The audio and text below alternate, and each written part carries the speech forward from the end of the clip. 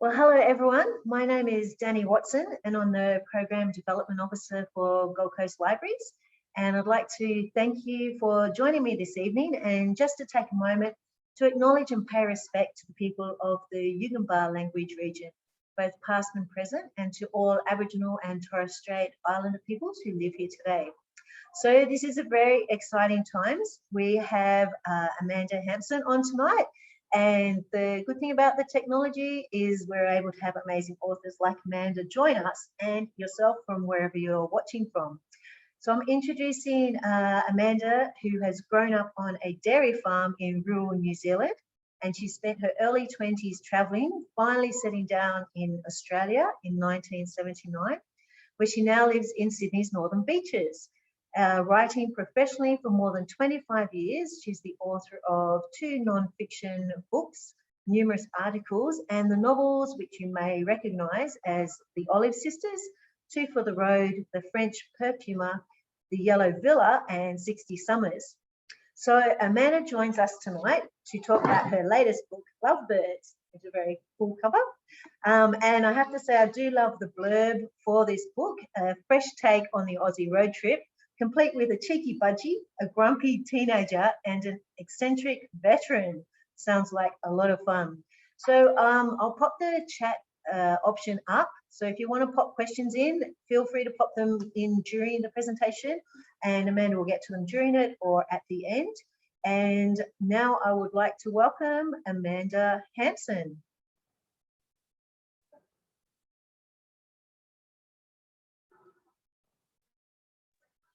Hi, Amanda. Thanks for joining us.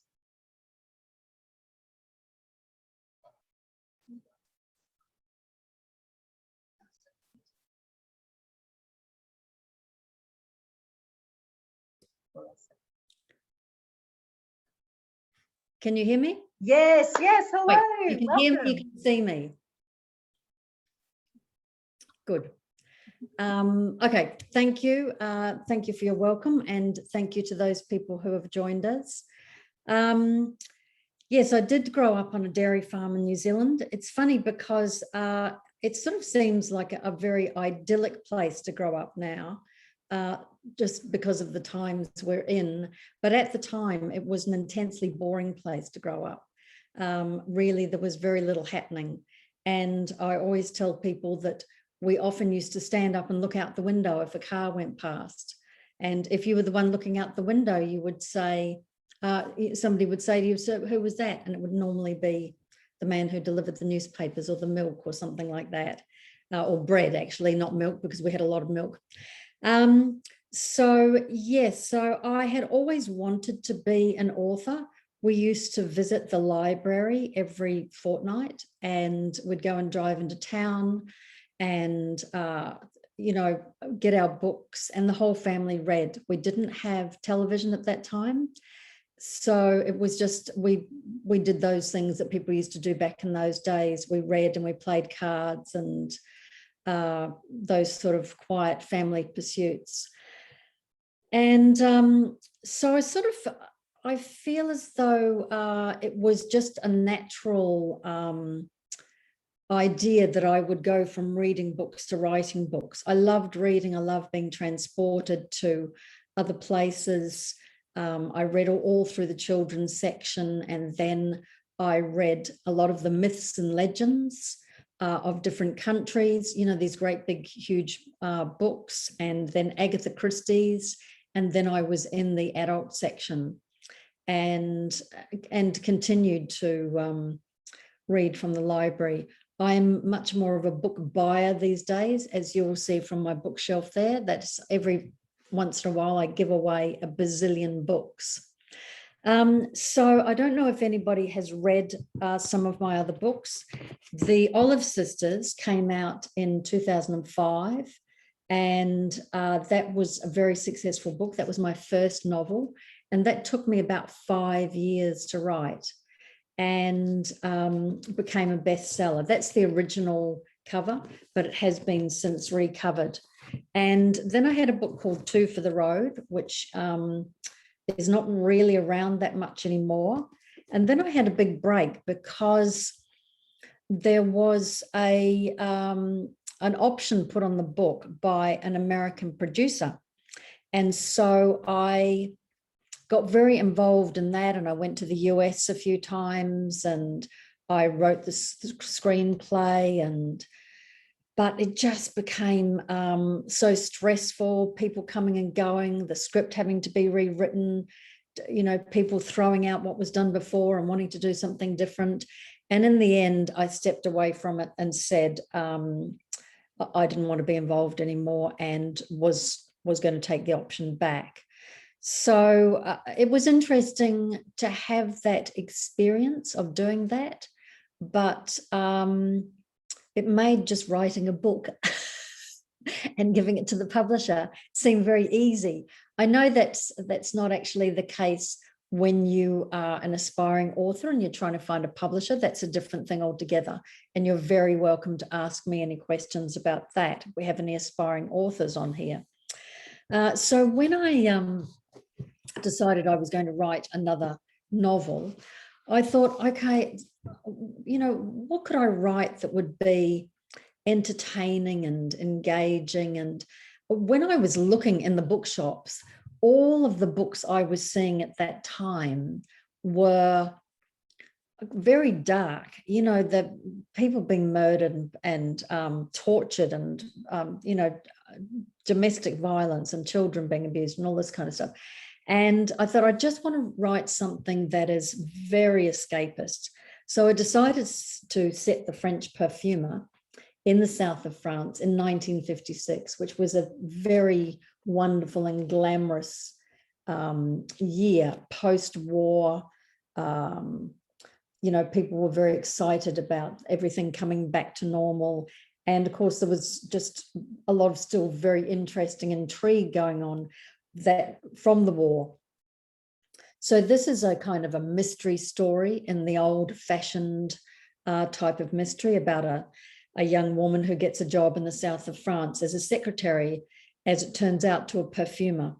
And then she has to live in this house where the perfumer lives, and she discovers nothing is as she thought it was. And so she is kind of following the trail of these odd things that are happening.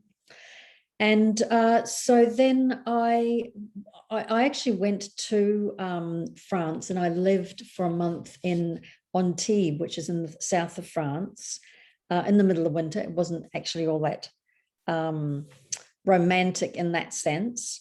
It was a very cold flat and absolutely freezing, actually. But I was able to go to Grasse and all of those places around the south of France that are related to perfume, and learn a lot about that. And that's what I really, really love about writing, is researching things and finding out all about one particular area. And so while I was there, some friends of mine came down from London, and they were telling me a little story about some people they knew who had to leave London, and they'd moved to France because the husband, who they're an older couple, had basically offended everybody they knew. And I kind of liked the sound of this guy. And so I then went on and wrote The Yellow Villa, which is about two sets of couples, a young couple who come from Australia, their marriage is in a bit of trouble, and they buy a house in a beautiful village in France called Cordes Sociales. And so they buy this house over the internet, and they go there to try and start a new life. And they meet this older couple. And again, there are a lot of things going on below the surface, and they get very caught up in a sort of hidden drama, I suppose, that's going on with this older couple. So I then decided that really the character that really interested me in that book the most was Susanna, who's in her 60s. She's very unhappy in this marriage with her husband, Dominic, and yet she's finding it very difficult to leave. She's got financial problems. They both have financial problems. And she just doesn't know, she doesn't have the confidence to get out of there, even though he becomes quite toxic. And so I decided then that I really wanted to write about women of my age, of my generation. I just think that we have had a really interesting generation coming, being of the baby boom of the 50s and what was late 40s and 50s. And then, I was a teenager in the 60s, and we had that whole youth quake, as they call it, when we were teenagers, pretty much ran the world at that point. And then we've gone through all these different phases in our lives. And I realized that, you can write about it with such insight and empathy when you have lived it. It's part of your lived experience and all your dear old friends' lived experience. And so then I went on and wrote a book called 60 Summers, which is about 3 friends about to turn 60. And they've all not really living the lives that they wanted to live.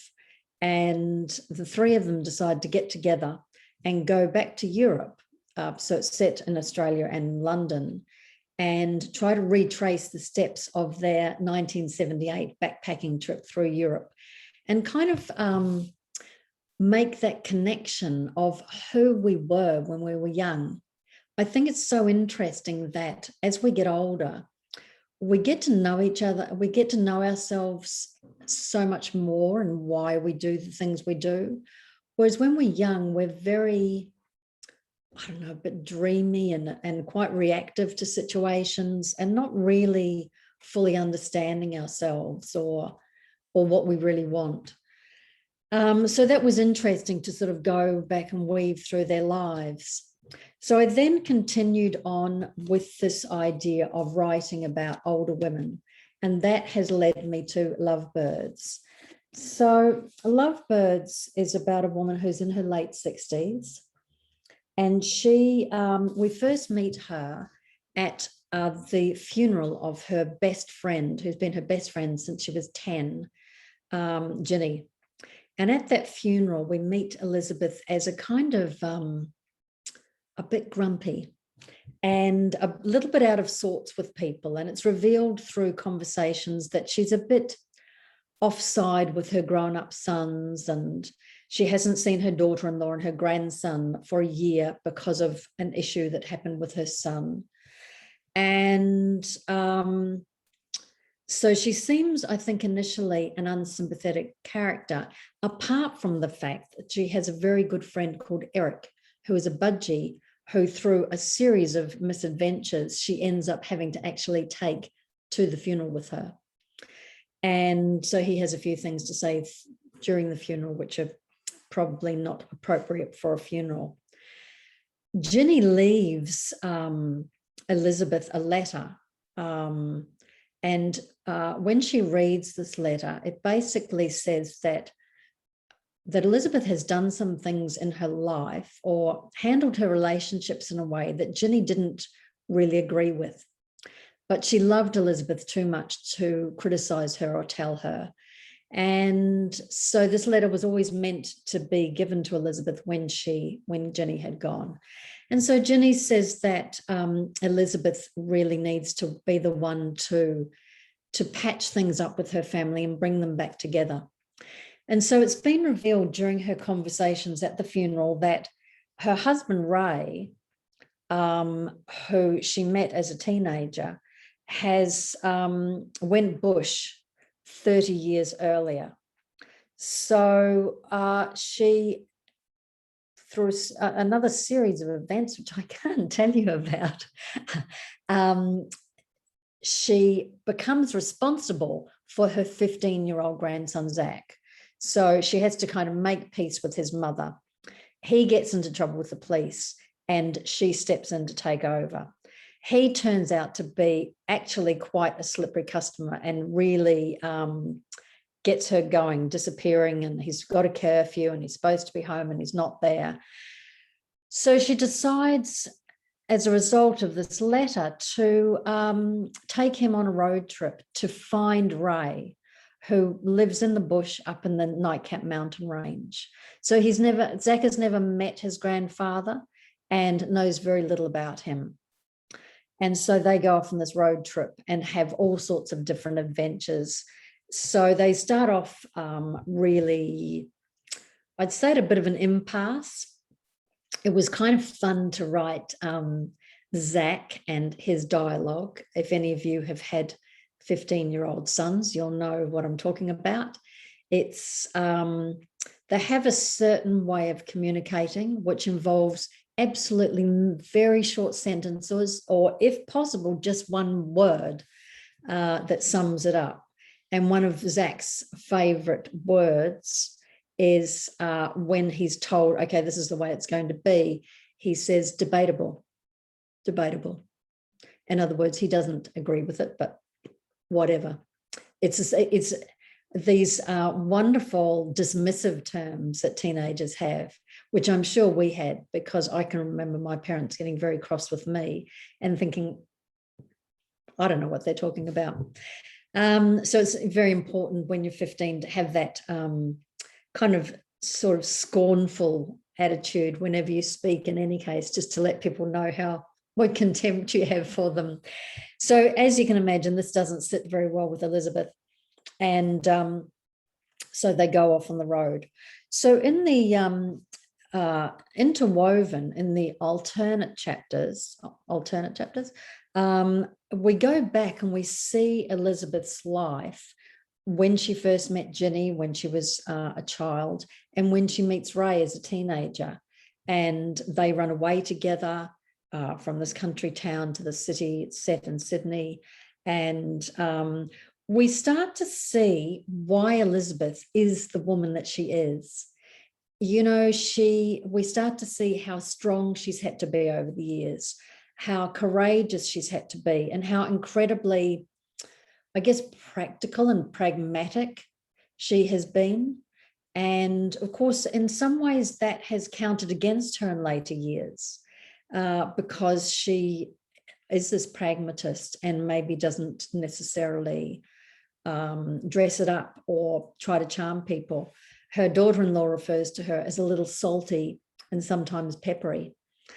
So so we start to get the sense of who she is and a better picture of her.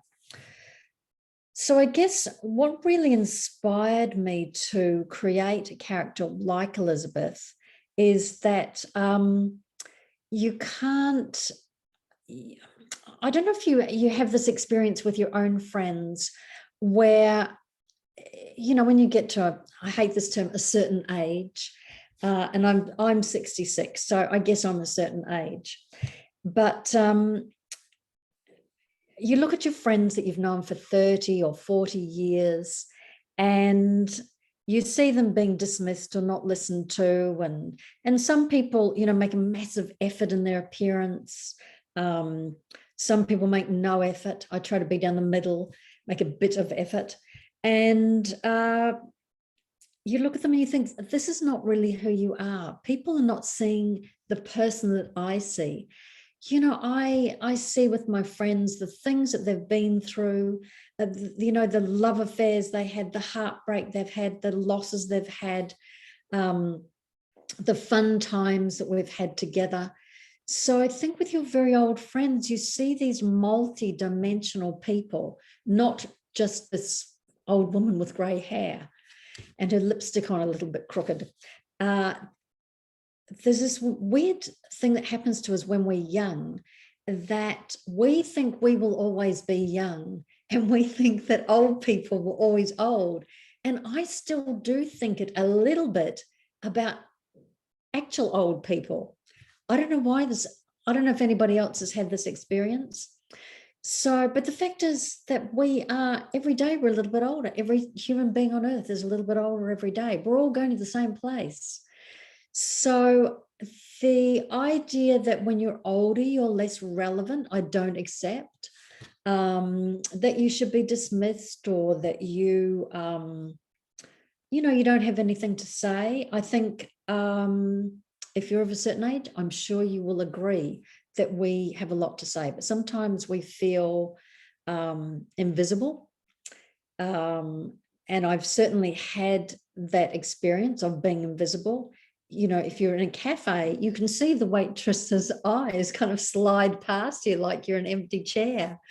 And so I wanted to make Elizabeth like an every woman, you know, so that we see, here's one woman, here's the things that she's had to deal with in her life, and here's the sort of woman that these experiences have made her into. I think that as we get older, we have so much to offer. And the idea that I know women over 50 are really having trouble getting work, and we're all bundled in this bunch of people that don't understand technology, and boomers, of course, we've got rather a bad reputation of recent, boomers and Karens, who are a subset of boomers. And in fact, recently when I was researching an article that I was asked to write about this, I had a look on TikTok, and I noticed that there were 2.7 billion views of the hashtag #OkBoomer. Now, I'm sure you all know what that means, but it's basically a dismissive term that is telling us to just zip it, and they don't want to hear what we've got to say. Evidently, I did a little bit more research online. Evidently, the most annoying things that we can say are back in my day. Yes, they don't like us saying back in my day. And I have to say, I am as guilty as anybody of that. So, yeah, we're an interesting generation. We've been through quite a lot, not like our parents having gone through the war, but certainly gone from a very low-tech world. I don't know about you, but I actually, when I learned to write, or when I was first in school, we were using a nib and an inkwell. That just seems like it's Dickensian now. And here we are on Zoom, having a Zoom meeting. Look at us. And we've been through all of these stages in between. So a lot of things have happened, and a lot of changes have happened for women. Certainly when I left school, and I left school at 16, I didn't go to university. And that wasn't uncommon then, you know, for people to leave school. There was loads of work. We went off and got jobs. I was going to be a writer, you know, I was just going to work in all these different things, be like some Orwellian character and write about it. So that's worked out for me. I can't really complain. But as we go on, women are better educated, they have more choices, they have an amazing range of opportunities. But, you know, 30, 40 years ago, women had to fight for those opportunities. And Lizzie, or Elizabeth in Lovebirds, does have to overcome this kind of idea that girls should just leave school and get married. That's what they were going to do. And in fact, she does go on and pursue a career, which will be revealed if and when you read the book. So I think that is fairly much all I have to say about the book, apart from I think you're going to enjoy it. There's a lot of humor in it, a lot of fun, and I think my forte, if somebody was going to ask me that, is having empathy for my characters, is having I like to have a real strong sense of who my characters are, so that I can write about them from a very authentic place, and make a really strong connection with the reader, you know, really engage the reader. So yes, so I'm very happy to answer any questions. Thank you. Diane's going to read all my books. Fantastic. She's going to be the first on the waiting list. Thank you. I will do, as I do all the time, Am I working? Oh, yes, that's a great question. Am I working on a book at the moment? Well, at the moment, I'm working on a book which is a kind of whodunit. I'm trying to combine a lot of skills that I've built up, which is kind of the twists, the kind of mystery, but also very full characters. And so this is set in 1965. It's set in the garment industry in Sydney, in what they called the rag trade back then in Surrey Hills. And it's about 4 tea ladies who get together to solve a crime. And so the tea ladies work for 4 different companies, but over the years they've become friends. And so some dramatic things happen in this little laneway that they work in, and they sort of take it upon themselves to solve it. So while we're on that topic, I was going to show you, when I'm working on a book, people often ask, oh, do you write by hand, with a quill? No, I don't. I use a computer, and because I'm high tech. And but I do always have an exercise book. So I have a book that and often I will fill 2 of these, none of which goes in the actual book. It's really just all background material, notes. I will do things like, I don't know if you can see this great mess here, which is timelines on really all the main characters. So I can see when they were born, when they went to school, what was happening at that time, what their influences might have been. I will do something like a mind map. I'll show you another big mess. So a mind map has my character Hazel at the center, and we have all the characters in Hazel's home life, the characters in her work life, all these different characters are part of that. And because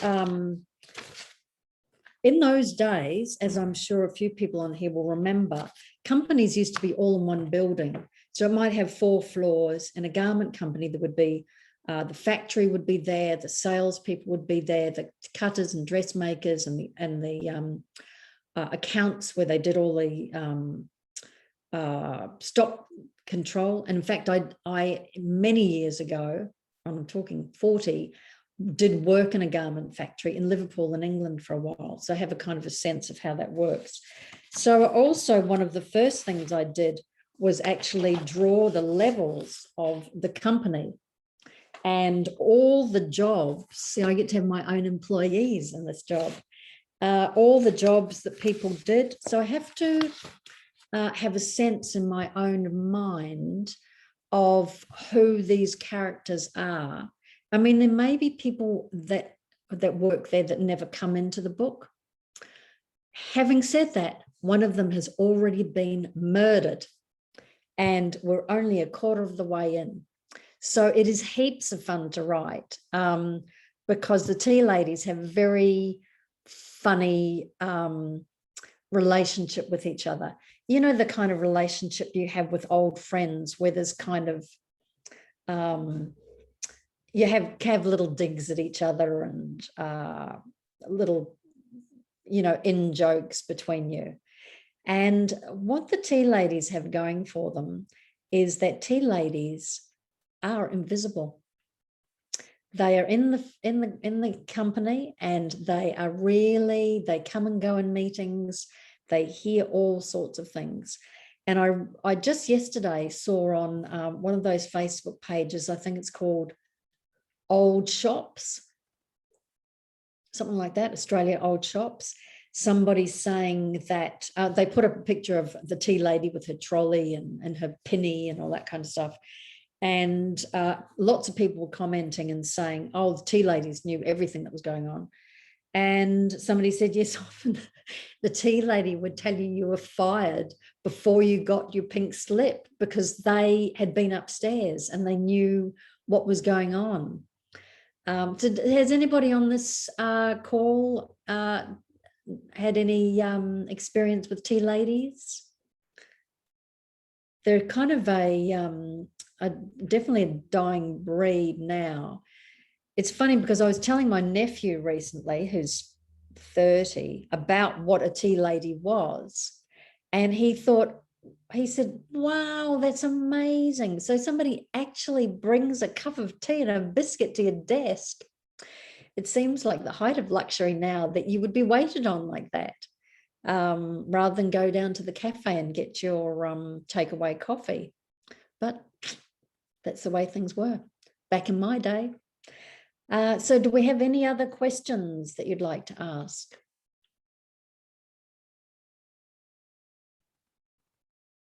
I should have a little lucky dip where you kind of invent your own questions.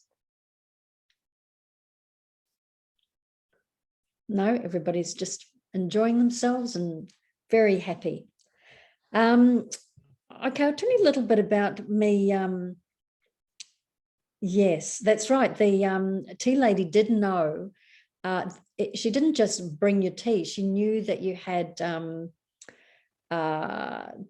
took a black with 1 sugar. And that's something that I make a bit of a play about in the book. When I wrote my first novel, The Olive Sisters, it's kind of an interesting thing because these days a lot of people have degrees in creative writing and PhDs and masters and all this kind of stuff. And I think because I didn't have that, I put in a massive amount of work. Probably I wouldn't be at all surprised if I revised The Olive Sisters 100 times, just going over and over and over it. Because when you write your first book, you're kind of teaching yourself to write a novel. So when it went to Penguin, it was accepted. So I sort of have the opposite of a lot of authors, is that I didn't write dozens of manuscripts. I just wrote the one manuscript. I didn't go to hundreds of publishers. I just went to the one publisher. And I think that is because I felt I had to do it, better than every other manuscript they were getting. How disciplined am I? I am extremely disciplined. I'm very self-motivated. My writing day looks like, I used to actually get up, make a cup of tea and start writing in bed. And then I discovered that sitting is the new smoking. And you have to get up a lot. You have to get up every 30 or 40 minutes. So that I realized that was long-term not very good for my health, even though it's very cozy and pleasant, especially in the winter. So I get up and do some exercise. I go for a walk, or I do yoga, or I do sometimes do, if I'm in a good state of mind, some high intensity training. And then I try to be at my desk 8:30, 9 o'clock. And I use something called a Pomodoro, which is a little app on your computer that looks like a little fat tomato. And I have a timer that goes, it does 40 minutes. And then I get a bing, and then I get a 15-minute break. So I do all my housework in that 15-minute break. You wouldn't want to get in my way. I literally get up and I go to the dishwasher and I load up the dishwasher. Everything will be in the sink, and I put the dishwasher on, and then I'm back to work. Next time it might be a load of washing. And the reason for that is, having been writing for decades, I know that you can spend an awful lot of time doing housework, because it does have to be done, instead of writing. And I don't want to, I get very tired in the afternoon. And so it's not so easy for me to write then. So I want to put all my best energy into my writing. So I don't want to be spending an hour faffing about doing housework and then be sitting down at 10:30, 11 o'clock. I want to get that work done. So I do 4, maybe 5 of those 40-minute stints, and then it's pretty much it. That's when I answer emails, I do chores, because it takes a lot of concentration to write. I mean, that's obviously obvious. But, to put yourself in another place, another time, in someone else's life, it takes a lot of concentration. And I'm amazed people who say they can write for 8 hours a day. I think that's just absolutely extraordinary, and I applaud them, but it's not me, unfortunately. So any other questions? I think we're coming close to the end of our session now. Is that correct, Danny?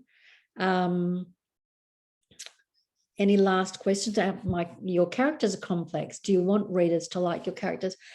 I much prefer the idea of somebody being able to empathize with my characters, Susanna. I think that sometimes I will put a character on a page with the idea that the writer will think, oh, I don't know about her. I don't know why she said that. And Elizabeth is a little bit like that. But we do see that Elizabeth, and I don't know if you've done this, but I do this all the time, say something and then think, oh my God, why did I say that? Because it's just an awkward moment or they caught you at the wrong time. But I really hope that readers come to understand my characters and empathize with them and even have an affection for them. I think by the time you get to the end of Lovebirds, I'd be very surprised if you didn't have a warm, affectionate relationship with Elizabeth. You can let me know, okay? If you don't like Elizabeth right to the end of the book, you can send me an email. Nah, didn't like her. Sorry. Okay, any last questions? Oh, are there authors that you love to read? Well, I've been reading, I often read a couple of books at a time. I've just been reading The Chase by Candice Fox, which is a pretty thrilling, exciting book. But I'm also reading a book by Joan Didion, which is quite a different book, My Year of Magical Thinking. I also listen to podcasts. If I go for a walk, I listen to the New Yorker has a podcast where an author who has been published by the New Yorker reads a short story by another author that's been published. So they can be back over 20, 30 years. And oh, I just love them. I just absolutely love them. It's one thing that really makes me want to go for a walk. You know, really some incredibly famous authors and some you've never heard of, but some beautiful stories. So I try to read as widely as I possibly can. I mean, I always have at least one book on the go. And I'm also reading a book about the history of food in Australia called Me and My Big Mouth, just to jog my memory on all of the things. I mean, I grew up in New Zealand, but it was much the same. All the kind of things that we used to eat and think that they were okay. You know, like gammon with a slice of tin pineapple on it and all of those kind of things that we ate in the 60s and 70s and thought they were really quite exotic and exciting. And you look back on them now and go, oh, I didn't think so. So yeah, reading is really a big part of my life. I try not to sit around scrolling on my phone or definitely not looking at TikTok. No, it's books for me. Okay, I think that we are. Oh, I'm delightful. Thank you very much. I do my best. I Thank will you, agree Diane. with Diane. I don't take compliments well. I get all hot and bothered. Sorry, what was that last book that you were reading? Me and My Big Mouth? Me and My Big Mouth, yes. What a great title. Yeah. Yeah, and it's sort of this, it's like a memoir, but it's all to do with food. She got this amazing memory for food and the way we used to cook things and things we used to eat. Yeah, no, it's interesting, right? Reading the kind of research that I have to do to really understand the subject, even if I'm only, you know, to write about a paragraph about an Italian migrant, I had to read a whole book for the Olive Sisters. So, you know, because you have to really know what you're talking about.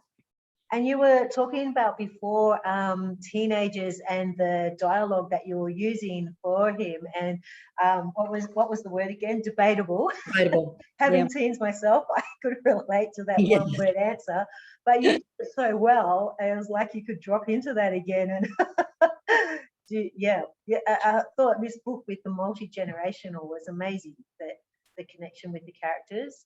That you Yeah, did yeah. so And well. I think it's yeah, I think that multi-generational, I think that is a lot easier to write when you're older and you have experienced those, you know, you've Yeah. experienced your parents and their reaction to you and your reaction, and you know, you've been through the mill, so to speak.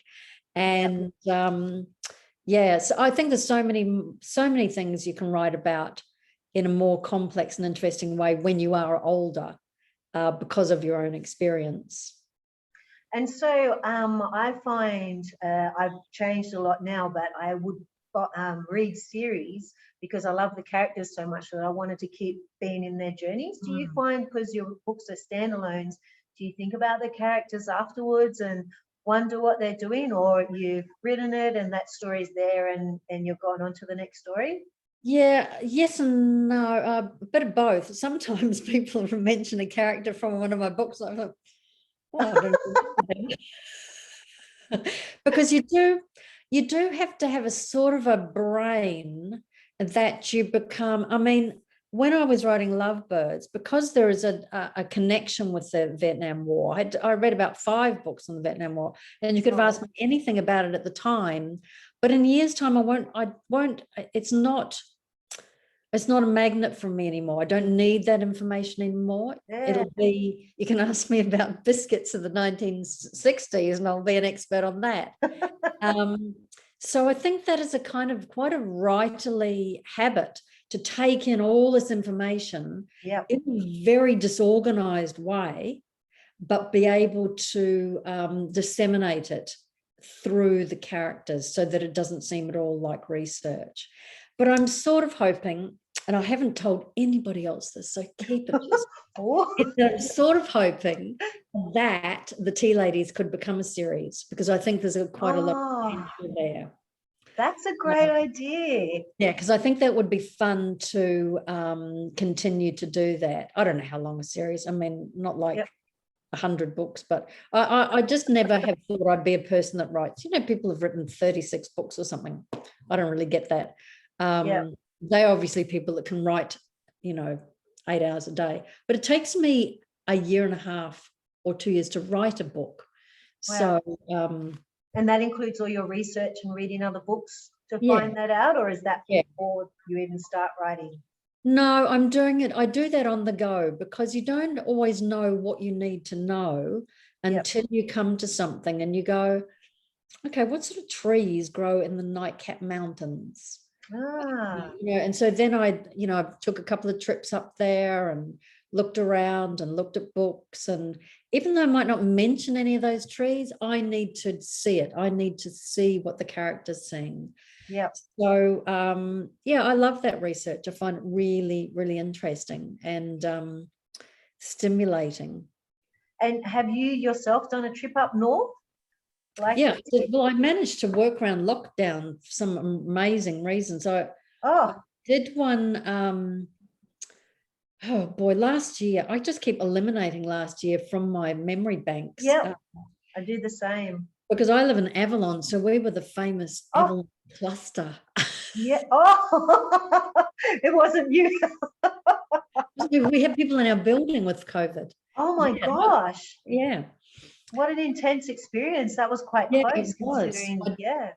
My daughter actually dubbed us rich white lepers, because nobody wanted to know about Avalon. We were like, Avalon, get away from me. Which is normally the opposite. I grew up in Newport, so Avalon is amazing. There you go. Yeah. Yes, well, Avalon's lost its reputation now. So I did manage to, I think I went up the end of 2019, and then we had a bit of a break in the middle of the year where everybody was able to get out a bit more, and I did another trip up there, because often you're using the original material you got, and you think, okay, now, because initially when I'm writing it, I would write, let's say I'm doing 90, 100,000 words, I might only have 80 or something, and then I go back and flesh it out. Okay, so where's some more detail that I can add to this to bring it alive, I guess. So I was just lucky that I decided to write a book set in Australia, and didn't have to go overseas, because that would have been a flipping disaster. Yes.